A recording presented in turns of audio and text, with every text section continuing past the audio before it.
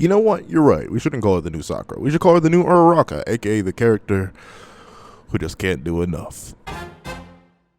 Before we hop into this breakdown of Chiba Reviews video, Ochako Uraraka, the new Sakura Haruno, is she really? Please do me a favor and leave your own thoughts on this video in the comment section down below. Leave a like and subscribe if you haven't already. Also, make sure you hit the little notification bell so you don't miss out on any videos that come to the channel. Now, let's get into it. What's up, guys? I got the pencil here, and here we are to get into this breakdown of Ochako Uraraka, the new Sakura Haruno. Is she really? And the reason I want to do this is because, honestly, this idea is something I've had for a while, where I would react to like other creators' breakdowns of characters that I've talked about in the past, or even characters I haven't talked about but I've had thoughts on. So this will be the start, but if you guys have any videos you want me to break down or react to or whatever, dealing with characters and with versus battles, anything like that, just tell me. I'll do them. I already have another video in this series. I guess this is a series now. Sort of planned out. It's for Black Clover month, which is next month, just in case y'all are wondering. So honestly, I'm super excited. Let's hop right into it. So 3, 2, 1, boop. So this is a topic I've been wanting to talk about for a good long while now. Talk to me, Chiba. Is Ochako Uraraka a bad character, or... I would say yes, still. I think she's getting better. I think she's slowly getting better. But she had a really bad relapse during the end of the war arc. But she's doing good right now in the manga. Like, verbatim, I recorded this after chapter 323 dropped because I was waiting. I was hoping Uraraka would give her speech this chapter, but instead we got Nezu hype for some reason in chapter 323. So unfortunately we didn't get that, but I do not want to wait any longer in this video since it was already requested. So I am going to watch it now. Hopefully she gets more, but right now I still say she isn't the best of characters. Dare I say she's still bad, but we'll get into that. We'll see what Chibi has to say about it. Trash in some people's eyes. Now, if you dislike Uraraka's character, that or I if do. You just don't but like that's her the thing. in general, it's You know what the weird thing is? I think Uraraka's character is bad, but I don't want to dislike Uraraka's character. Like, is that weird? Is that a weird thing to say? Like, I enjoy the ideas behind Uraraka as a character, but I'm not the biggest fan of Uraraka herself. Does that, y'all get what I mean? Like, there are a ton of things with Uraraka, like from her backstory of being poor to why she wants to be a hero, all the different interactions that she could possibly have with different characters. Like, I would have loved to see her interact with Stain, because technically she has a noble reason to be a hero, but it's based on the corrupted idea of a hero. So I feel like Uraraka could have a lot of good interactions with a lot of proper characters. I just think there's a lot of, like, well, I guess you would call it like wasted potential with Uraraka. Like, is that just me? I feel like there's just not enough there for what an interesting character was put there, and I feel like that's what makes her bad. Like, she has a lot of stuff that's wasted, and of course she'll obviously have everything. You know, I'm getting way too much into character analysis. Let me keep watching the video. Well, there is nothing wrong with disliking said character. That's fact. However, I just want to talk about maybe why some would potentially feel like she is a bad character, a trash character, and some even go as far as to say that she is basically Sakura 2.0. Yo, honestly, I ain't gonna lie to y'all though. Like, I feel like that comparison is a little bit reductive of Sakura. She's like, Uraraka's like a Sakura 0.8. Because technically, let me think. Both have saved the main character once in a very vital situation. Like, the main one I remember for Sakura is saving Naruto in the war arc. That's the main thing that pops into my mind instantly. But the thing with Sakura that I'll give her more respect than Uraraka, despite all the horrible things Sakura did, because let me not even downplay Sakura's. She's pretty atrocious on some levels too. We'll talk about her at a later date whenever Naruto month hits. But in terms of like victories, I can give Sakura. See, I don't want to like. There's some things I want to talk about Uraraka in terms of why I don't like her. Since a lot of y'all in the comment section, whenever y'all do defend Uraraka, shouts to that video still getting comments on it too. Like, I'm happy that people still go back and watch that video. But a lot of y'all comments are made me like evolve the reasons why I don't like Uraraka, but we'll get into that as the video progresses. So let's hop right back into it. From Naruto. And I think anyone that knows anything about Sakura from Naruto, that's quite the claim. Like, that is quite the claim. I will admit, I stand by it. As bad as she is. And I'm just going to go on record and say, I don't like Sakura. I think she is easily one of the worst female characters I have ever seen. I wouldn't say that. At least for shonen, okay? At least for shonen. But I respect your opinion. And what she technically has done to Naruto as the character, what she did to him, especially later on in Shippuden, I don't like her. So I just want to make sure I clarify that. But anyways, the point I'm trying to get at is Ochako a bad character? Now, well, I already gave my opinion on that, so yeah, y'all know what I think. Y'all know what I think. This ain't no surprise. Personally, I'm just gonna let my bias out right now. I actually like Ochako. I just want to make sure we're all on the same page here, that I do... Yo, wait, hold on. I know I keep pausing, but welcome to That Guy with the Pencil. I pause videos all the time. Whenever you see my break, I literally made I think I made a 3-minute trailer that wasn't even 3 minutes, like a 20-minute video. So y'all know I'm going to be pausing a lot. We got 13 minutes to break down. However, I love how you can see how much Horikoshi has grown within his own series, bro. Look at this drawing of Uraraka. Like, it's still great. It's still better than anything I could produce. I want to let y'all know, Chapter 1, Horikoshi is better than some mangaka out there who have been writing and drawing for like hundreds of chapters. I'm not even gonna lie. Like, dude's a menace art-wise. And honestly, it's just great to see the growth in of himself, especially like the hand. This is not what the video is about. Let me just keep pushing. I like Ochako as a character. I like everything she stands for, and I do like everything. But what does she stand for, though? I think, well, see, that's the thing. If you go with things that have been dropped in the narrative, if you go for like the whole, like, the corruption of herohood and like her relationship with her parents and how she wants to make them happy, I guess you could say she stands for that. But the last time she stood for that was like sports festival, the end of it, when her parents came and visited her. I don't remember her being poor and the reason she wants to be a hero really being addressed. Ever since then, it sort of just fell into the background. Like, Horikoshi sort of dropped that. He mentions it occasionally in like side content. I've seen like some omakes or like essentially not even bonus chapters, like those things at the end of a volume. I've seen some of those, and I know like there are jokes made about it, which I think is like a little bit insensitive for Horikoshi. But you know, I won't stop you. Do what you do. Be like that. It'd be like that sometimes. I understand, but like, I don't know. I feel like there's not much that she stands for outside of her connection to Midoriya. And while that's fine, it doesn't give her any character autonomy. And it really holds her back in a lot of places. But we'll see what Chibi has to say about that. That's going on currently in the manga with the said character. However, I do want to kind of be unbiased and talk about both sides and see kind of why some would not like her and why people would like her. So I just want to make sure I get both kind of viewpoints out there for what's potentially going on with said character. Because in the past few months, I've been seeing so many people basically saying that Ochako is so worthless. She's useless. She is someone like... I'm sorry, I know I keep cutting him off, but like this is how I do reaction videos. Like, I do plan to make a reaction channel where like I show my face and all stuff like that, and I will inform you whenever that's gonna drop. But I think when people say that, they aren't too off the money, right? Like, unless there are situations where you can arguably not remove Uraraka.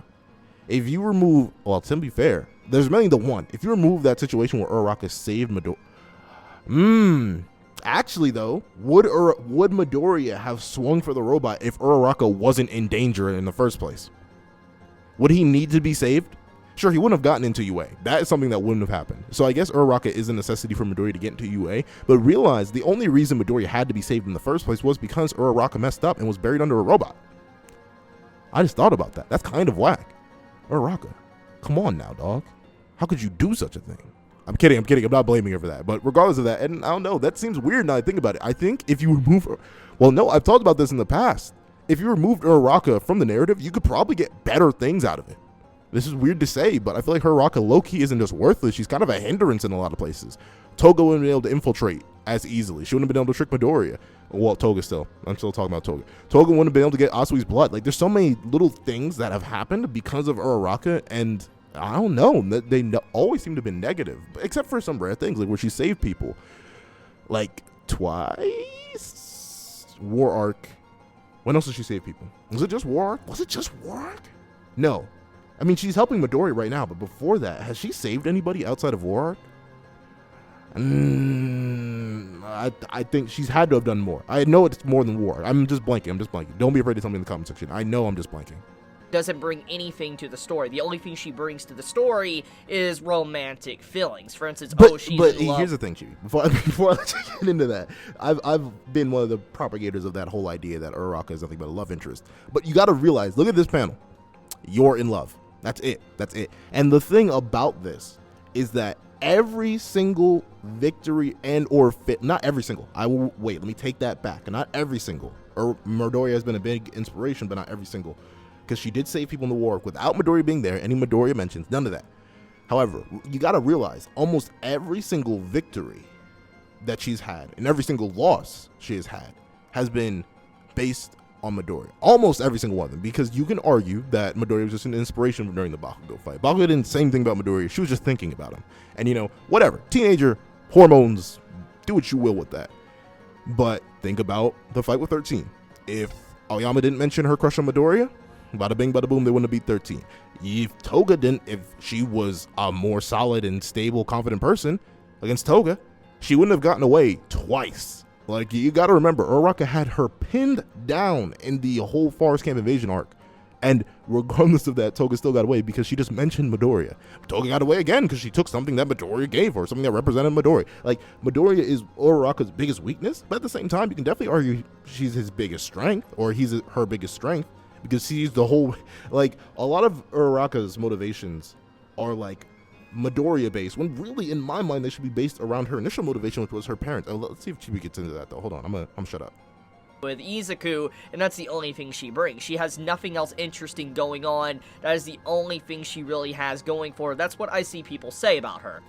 And that's low-key accurate. Here's the thing. Uraraka is what I would like to call a pure tool character. And I'm going to make a whole video about tool characters and what I think they are and how you can write good ones and so on and so forth. I have so many narrative things I want to talk about, but those videos take very, very long to write and get examples for and to edit. But regardless of that, the thing is, Uraraka is a pure tool character. And what I mean by that is she's a character that solely serves other characters with almost little to no character autonomy of her own. What do I mean by that? I mean, when has Uraraka done something purely because she wanted to and not in the stead of something else? You can definitely argue like she saved people out of her own will, which is true. She went to go get Midoriya out of her own will, but realize she's always saving other people. She's always helping Midoriya.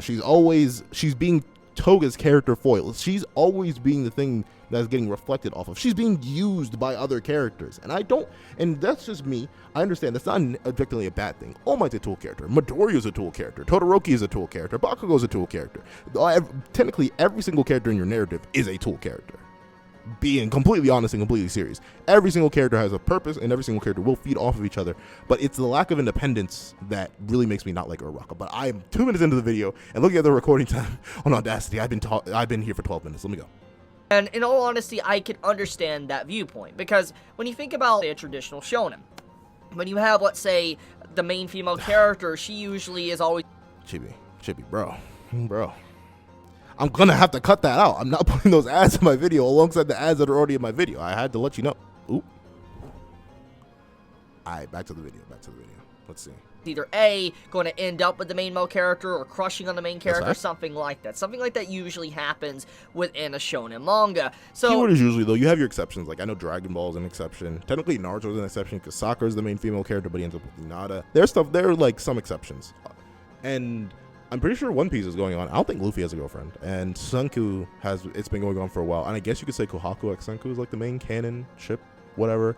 But I'm not even sure if that's that much of a thing anymore. Like, there are a lot of... Well, to be fair, that's a more modern thing. That, actually, no. You have Undead Unluck. They're like...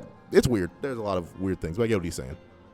It's clear that, seeing certain panels and pages throughout the years, especially since My Hero Academia began, we have known for a long time now that Ochako does have somewhat of a mini crush on Izuku. It's nothing... There ain't no way this man said mini crush, bruh. There's no way... Like, did we read the same story? Did we read the same manga? Like, there ain't no way. Like, the entire... See, I can't say that because I'm just gonna feed into his point here. So let me drop the hyperbole. Let me level with y'all real quick. Let me turn off the YouTuber voice. Let me turn on my real voice. So if we're being objective about this, it is not a mini crush. It is at least a normal crush, because considering a lot of her panel time is dedicated to her feelings towards Midoriya and the complications of those feelings, I do believe that you could definitely quantify this as a solid crush, something that is very relevant to the narrative and to her character as a whole. As without this crush, a lot of things would not happen.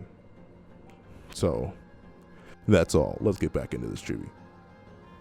That is relatively new. It is old information. It is something that is, just like I said, years ago revealed. Yeah. However, we have seen throughout the story, the growth of the story, that Ochako herself said she was going to shelf her romance, her love for Izuku to progress as a hero, to get her hero license to be what she wants to be, her dream, basically. And so she shelved her romantic feelings. Okay, I've heard a lot of Ochako defense. I feel bad, like, categorizing y'all.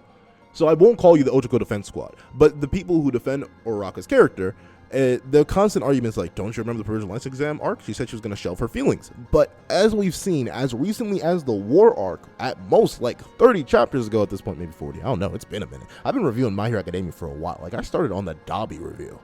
Golly, it's been a minute. But regardless of that, we've seen that Uraraka her feelings are still a main forefront of her character. No matter what she said, Horikoshi himself has gone back on what she said by showing how weak she still is whenever Midoriya is mentioned. And that's not good. That's not development. But we'll just let Chibi rock, you know. I don't blame y'all for using that defense, because I feel like that was the plan. Like, Horikoshi may have said that as like the plan that was supposed to be what happened, but I don't think it did. At least to me, it didn't seem to work out that way. But that's just me. I understand if y'all think different. Chasm, she shelved them. And that was a big moment for Ochako's character that happened a very long while ago. It's been years. And however, once again, people are like, even if she shelved him, it doesn't change the fact that that given point, that's potentially all she kind of stood for. She stood for just maybe, I don't think that's just at that given point, that's who he's going to end up with. So basically, when My Hero Academia would come to an end, when it finally wraps itself up, people knew who Izuku would end up with. And so kind of the shippers were, negated, honestly. Like, the toxic shipper wars that usually happen. Okay. Here on That Guy with the Pencil, we let you ship whoever you want. Just don't put it in my comment section. That's it. Chibi said that. I'm just telling y'all. I didn't do whatever y'all want. I don't bother y'all. It potentially wouldn't happen because we already know that most likely Izuku would end up with her. Facts. However, there is more that Ochako brings to the table that I think you don't really give her credit for, and that is the development of her character, but also what her original goal was to what it is right now with the story. Let's hear it. And that is, when we were first introduced to Ochako, she wanted to be a hero, not for wanting to save people, not for wanting to be, let's say, the number one hero.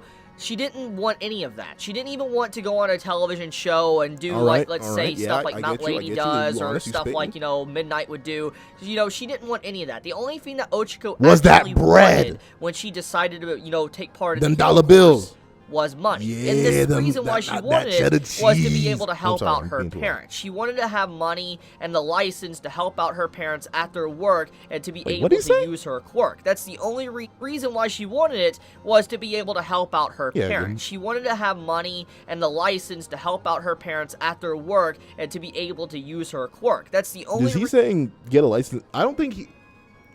I don't think that's the case. I thought she just did it so she could get money to send them.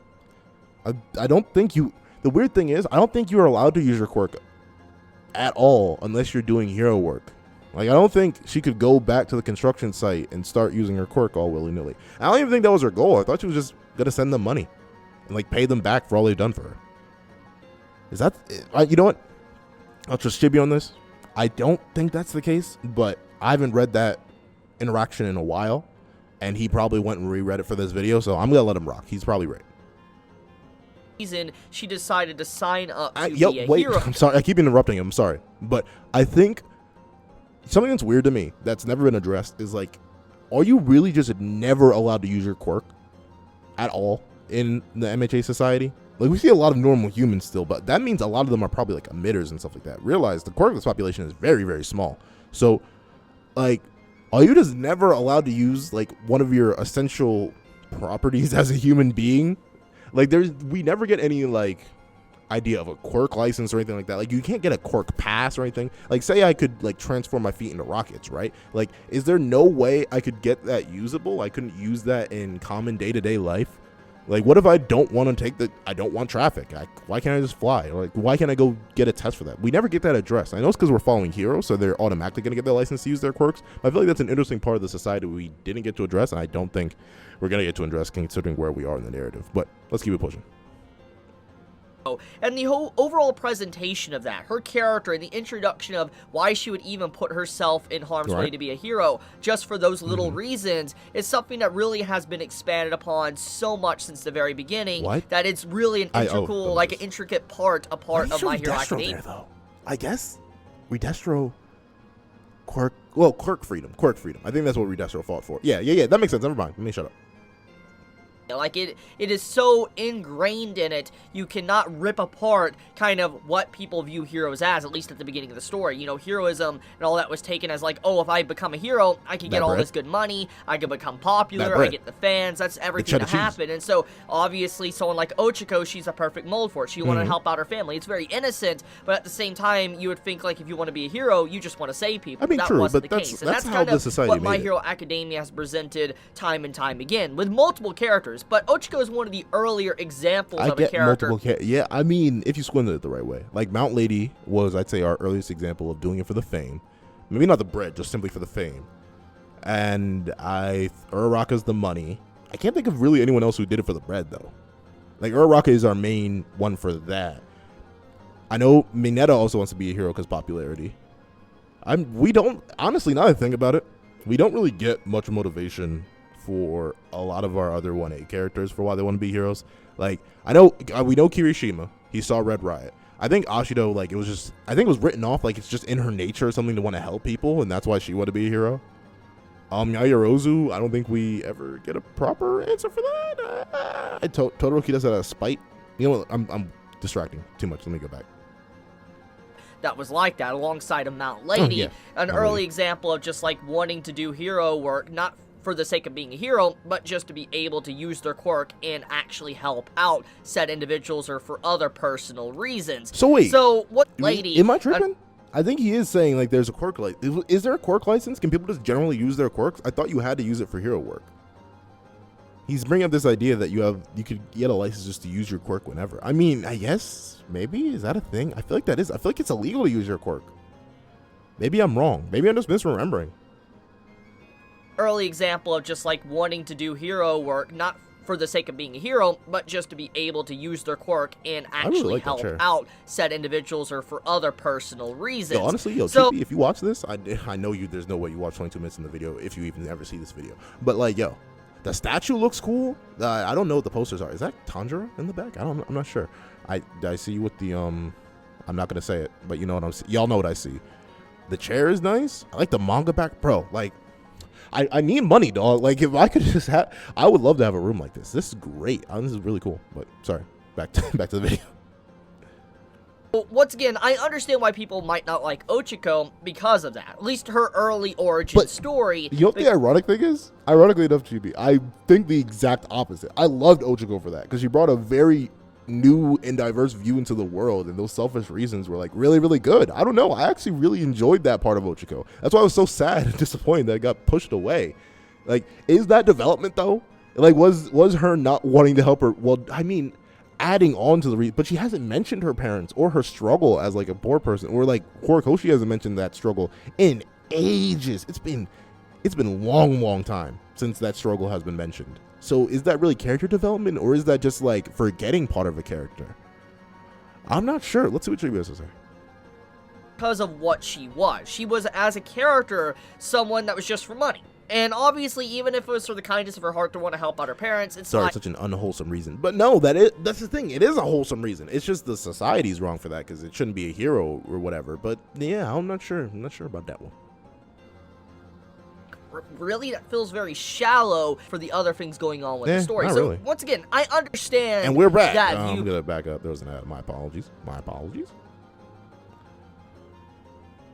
For her heart to want to help out her parents, it's like, really, that feels very shallow for the other things going on with the story. So, once again, I understand that viewpoint, why people would dislike her at that point. Fast forward. Actually, let me rewind. If y'all dislike Uraraka for that, let me know in the comment section. I mean, that sounds mad ominous. I'm so sorry. That made me sound like I want to come out and come down there to the comment section and fight y'all. That's not what I'm talking about. But I'm actually just intrigued. Like, is that really the reason why y'all don't like Uraraka? For me, it's completely different. I just don't like how stagnant her character has been, and, like, how she only seems to be focused around Midoriya. I thought that motivation was actually really, really cool and tied well into the story of My Hero Academia. But that's just me. Let's go. Let's keep going.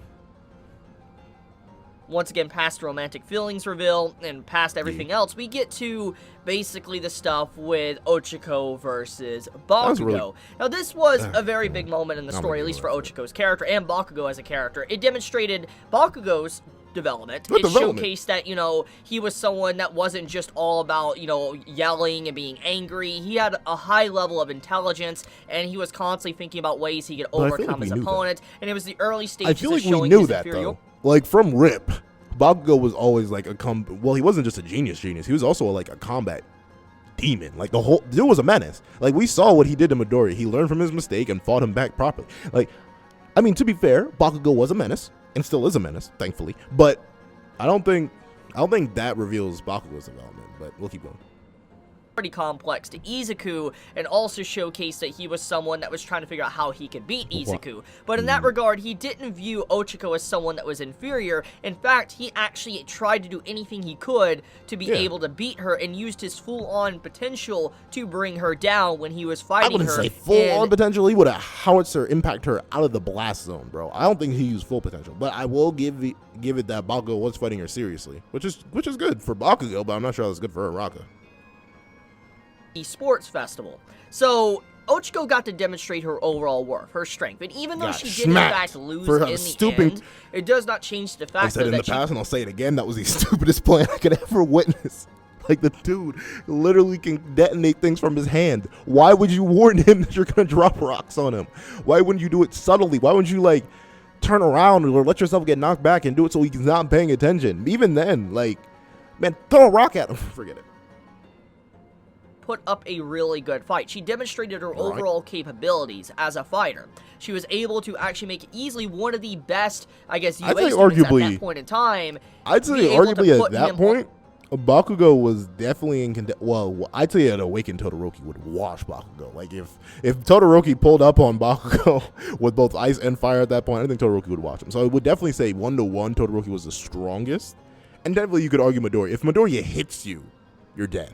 But in terms of like pure combat ability, Bakugo is definitely number 2 or number 3 by around the times of the sports festival at full power, because technically Midori doesn't have full calorie or anything like that. So Bakugo could literally just avoid him for the most part, considering Midoriya. I mean, unless Midoriya lunged full. Well, I'm getting into a power scaling argument. Let me go back to the video. The ropes and actually do a lot of good plays against him. So Ochako demonstrated a lot of good plays. She dropped rocks and it failed. Oh wait, no, I do admit that jacket fake out was saucy. That I'll give Uraraka. That jacket fake out, that was saucy. With the way she threw up the jacket in the smoke and got Bakugo to lunge for it, that was saucy as heck. I'm not gonna lie. That was spicy. That was the best Uraraka moment ever. I'm not gonna lie. And that her quirk isn't something that you just kind of shy away from and think it's relatively weak. She had something incredibly powerful going on. But also, it kind of showcased the inspiration that Izuku had. Oh, gee. Yeah, it's this panel, bro. It's this panel. Like, I'll win just like Deku did. Why? Why couldn't you, Horikoshi, why couldn't you erase that? I know you would. Like, that's the problem. That's the problem right there. That's my problem with Uraraka. That's it. There you go. That's my problem in one panel. In something that, in a way that Uraraka has to go out of her way to mention Midori here, in a way that is completely unnecessary. All you need, you could just cut out, I'll win, just like Deku did. You can just leave it at, I'll win, I can win. That's it. My problem with Uraraka is that she is fully dependent on Deku. But we'll get out of that. It showed that Izuku inspired her to really not give up and really try her best to actually try to be a hero. And she started to understand. I don't think that's trying to be a hero. That's trying to win. That's trying to get that dub, but whatever.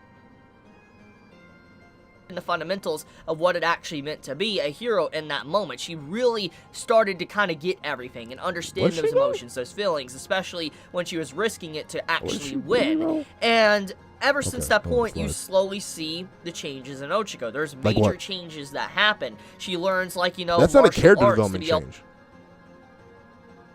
Look at that. There's no way on this green and blue planet, dog. Like, literally, you can see it in the panel. By pure dumb luck, I can use what I learned from Godhead now, because she didn't win that fight against 13 because she used any tactical skill or anything like that. She didn't do anything like that. She was lucky because Aoyama mentioned her crush on Midoriya. That is the only reason she even got close to winning that fight. And it was by pure dumb luck, as she said. I'm glad her reflexes kicked in. I'm glad she learned martial arts. That isn't character development. That's adding skills to a character. I don't know why I got so mad that, yo, I'm sorry. If I blew your ears out, my apologies. Golly, sorry about that. I also probably blew your ears out with that coughing fit. My bad, yo. The fight up close and personal. We also get to see the ability of her actually, working on hero duty, and doing a very good job. We've seen time and time again that Chibi, where's the panel though? Where's the panels? When did she do hero work? No, I don't know. Like I'm sounding mad aggressive, but I actually do want to know because I feel like she did do hero work outside of War Arc and Overhaul technically. But that wasn't Savior hero work. That was combat hero work. So like. Wait, no, that's it. I remember. It's the pre-overhaul arc. It's when she was fighting with Asui to go against those big villains. That's it. That's what I remember. That's the other instance of hero work. If I'm missing another one, tell me, because I feel like she did Savior hero work too. Is that me? Am I tripping? I feel like I'm tripping. Hold on, whatever. We'll go back. Has slowly been improving behind the scenes. She has constant manga panels of things that pop up to prove that she isn't just staying very stagnant. She isn't just sitting there like a brick like Sakura would in, Naruto. She is okay, but see, I feel like y'all. If y'all have ever heard me talk about Naruto before, which y'all have, okay, I've talked about Naruto a little bit on the channel. To be fair, I'll agree. Part 1 Sakura is garbage, but the reason Part 2 Sakura was sitting like a brick was because she was literally building up chakra behind the scenes. Like there was actual reasoning for her to not like get much panel time or screen time, and even then, she fought Sasori with help of Chia. I'll admit that, but she still defeated Sasori with help.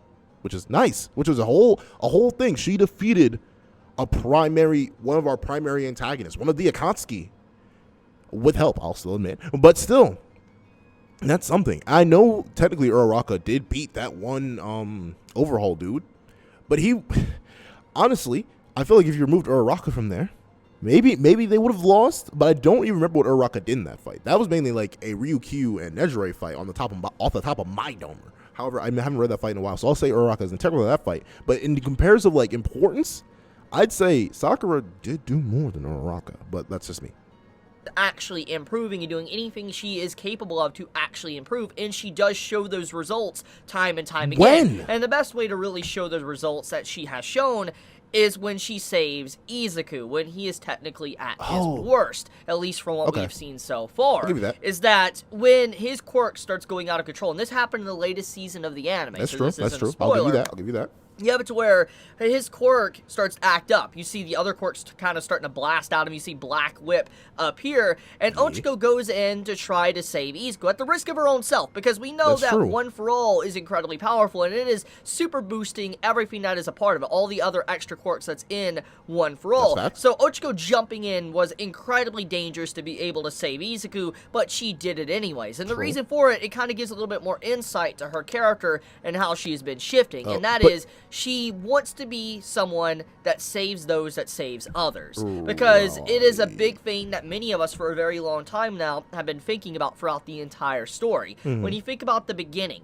of what we have seen from constant heroes like All Might, heroes throw themselves out there on a meat grinder, and they don't care about themselves. They do anything they can to save someone. But they don't care about their own body, their own well-being. And this has been shown multiple times from Izuku and also All Might. And Ochako has obviously seen this. She has seen people close to her getting injured and not showing any regard for the pain and suffering that they are inflicting on themselves. And nothing really happens for them. And so she wants to be a hero that's able to step up and help those that actually need to be saved, that are usually saving people. And that's what she did for Izuku. And her overall objective, her goal in life shifted in that moment. And something that was so innocent about greed, or at least money for her parents or whatever, this very shallow goal, you could. But was it shallow though? But that's the thing I don't get. Why would people view that as shallow?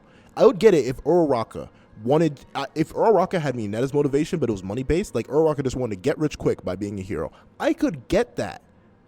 I could get not liking her for that. But what is shallow about wanting to support the people who have taken their entire life to support you? Taking one of the it's not even an easy avenue. Being a hero is a lot of work. You have to go to school and fight villains and stuff like that. You have to live a very dangerous life, even if you are like a cushy, lavish hero, to make them big bucks, to get them results, to get that money to actually do that work. It's very dangerous. It's a lot more dangerous than going and being like, I don't know, an accountant or a banker or something like that. Like, there's easier ways to make money. Uraraka took one of the most difficult and dangerous ways to make a living to support her parents. What is shallow about that motivation? I don't get that. Especially, I don't get that.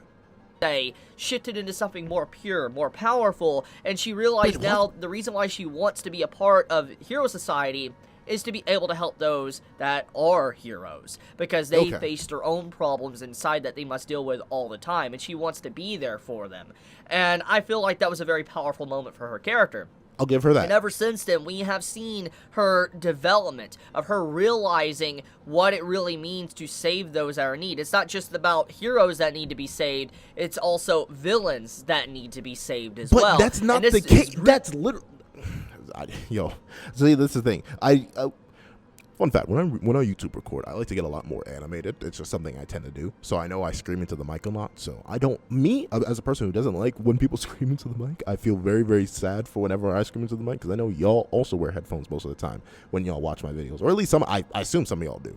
So sorry for blowing your headphones or your speakers out. But when she literally said, I will take you down by whatever means necessary. She did not want to try and save Toga. She wanted to stop Toga, because Toga is a murderer. So like, what? But we'll let you go. Really full front in your face when she encounters Toga in the manga. When Toga confronts her and is trying to ask questions to Ochako, and Ochako, obviously, she's in a predicament. She's trying to figure out what she needs to do. There's buildings crumbling around her. Gagon is running through city after city. She doesn't know. Look at that. Chibi, you just contradicted yourself.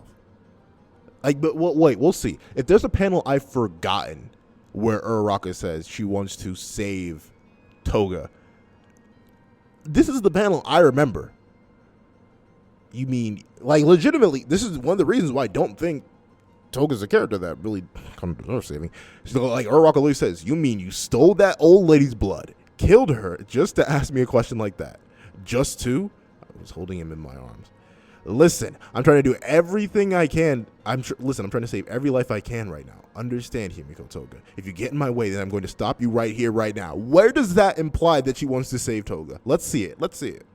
What to do. It's a very stressful moment. What? But at that current time, the major question that was surfacing is that, is villains' lives less important than heroes or civilians? Okay. And that's what Toga wanted to find out. And so she confronted basically the only person that she had in her area that would actually, she could ask, that would be truthful to her. What? And obviously, she didn't get the very thing she wanted from Ochako. She was very upset. For good reason. You're a murderer.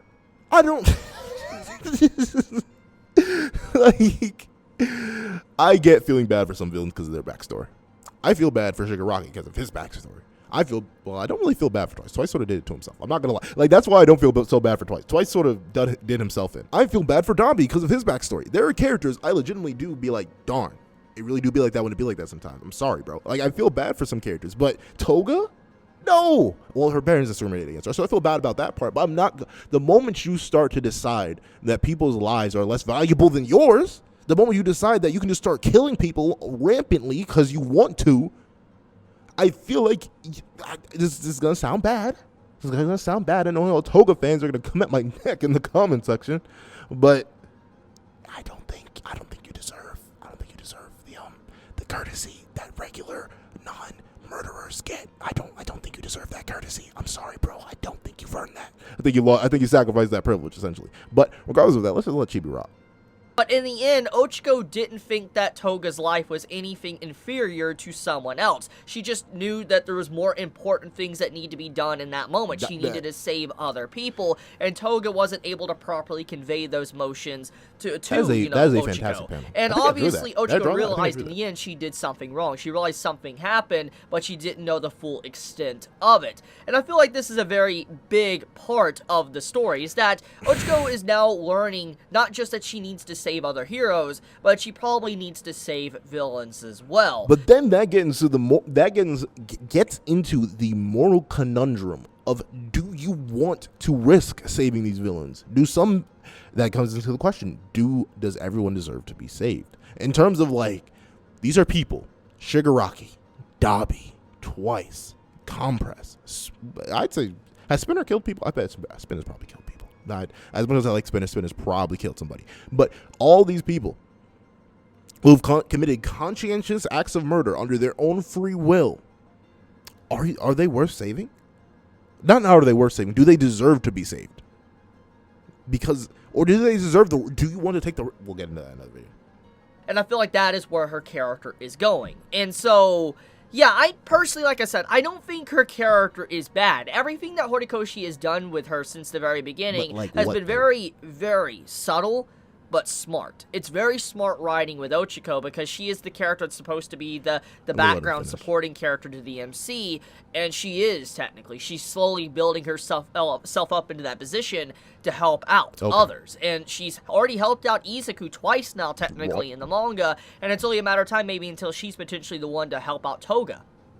That's just what I wanted to state. So, I just think that, you know, people saying Ochako is a bad character or trash is a little bit harsh. I understand everybody has their own opinions on the matter, and, you know, they could say, like, oh, she's bad and you dislike her, but to actually objectively think, like, she's bad, I disagree with that. I really disagree with that. I don't think Ochako is objectively bad as a character.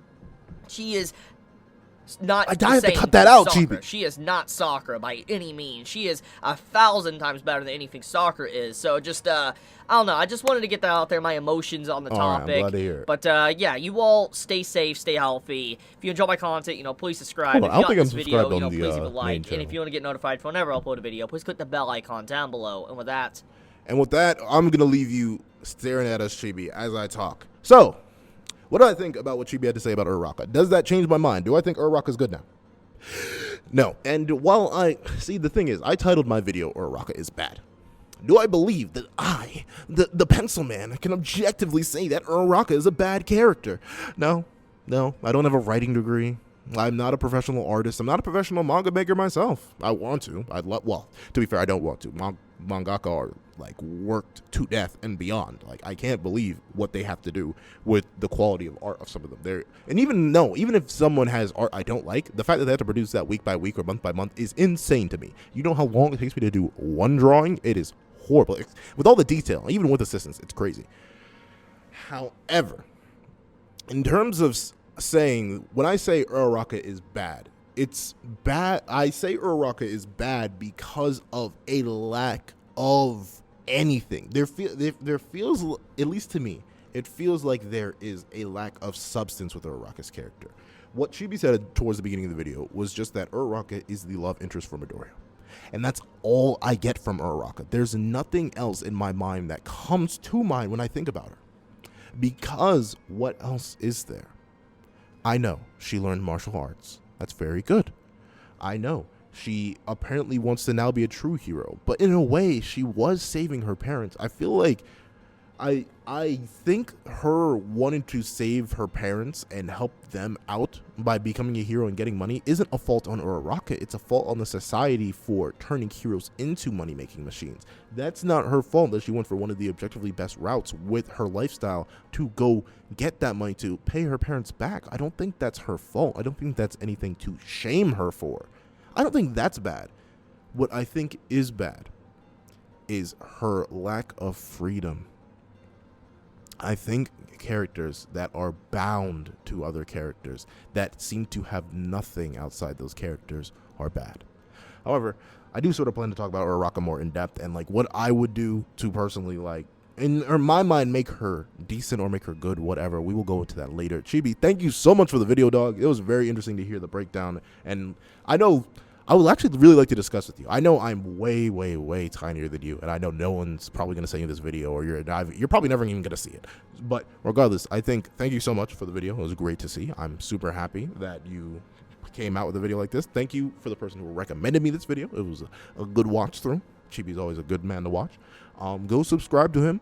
I feel like if you found me, you know who Chibi Reviews is. Like, if you stumbled across the internet long enough to find me somehow on this planet, I feel like you could find Chibi. But if you aren't subbed, go sub to him. Great man, great content.